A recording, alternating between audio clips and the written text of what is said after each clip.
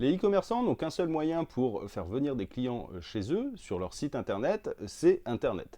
Alors que quand on est commerçant physique, eh ben on a ce gros avantage d'avoir un flux naturel de par une vitrine, un emplacement, etc. Et pour augmenter son chiffre, je suis parti d'une réflexion bête, c'était en 2015-2016, de dire pourquoi moi aussi j'utiliserais pas Internet, puisque finalement qu'on utilise les réseaux sociaux et Internet pour diriger vers un site Internet ou qu'on l'utilise pour diriger vers un magasin physique, la différence n'est pas énorme. Parce qu'il faut arrêter de croire que le site Internet d'un e-commerçant est forcément ce qui va lui ramener le plus de monde. Parce qu'en fait, le référencement de ce site est très compliqué. Il y a énormément d'acteurs sur le marché, énormément de commerçants en ligne, et il se crée je ne sais plus combien de sites par jour, mais c'est super impressionnant. Et en plus, il est difficile de passer devant les mastodontes que peuvent être Amazon, Cdiscount, etc. Donc la plupart des e-commerçants utilisent les réseaux sociaux pour créer de la préférence et créer surtout du trafic vers leur site internet et encore plus créer des ventes. Et pour ça, ils dépensent beaucoup d'argent en publicité. Alors, et aussi, une petite parenthèse, que tu sais que les grandes enseignes dépensent entre 5 et 10% de leur chiffre d'affaires en publicité. Quand je te dis grande enseigne, je te parle de grande enseigne physique, mais je te parle pas forcément que de Carrefour et Auchan.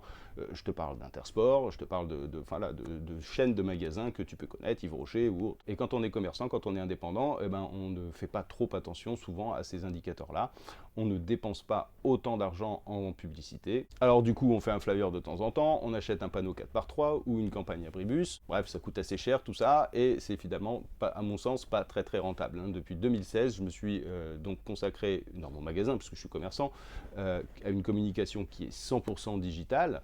Et donc, j'utilise énormément, forcément, les réseaux sociaux et Internet d'une manière plus générale. Et j'ai trouvé que la publicité pouvait être beaucoup plus ciblée, beaucoup plus rentable, puisque quand on fait, par exemple, un 4x3, on s'adresse à tout le monde, c'est-à-dire à n'importe qui et surtout à personne, alors que sur les réseaux sociaux, on peut cibler par les centres d'intérêt. Et pour ça, il n'y a pas besoin d'avoir un site Internet. Il suffit juste d'être présent sur les réseaux sociaux et de savoir comment les utiliser. Et c'est aussi le but de ce compte, c'est de partager ce que j'ai pu apprendre ces dernières années, puisque tout ce que j'ai pu apprendre, j'ai dû le recompiler à ma sauce, étant donné qu'il y existe énormément de formations, mais qui sont toutes consacrées au e-commerce. Donc il a fallu que j'adapte ça au commerce local, et c'est ce que je partage sur ce compte.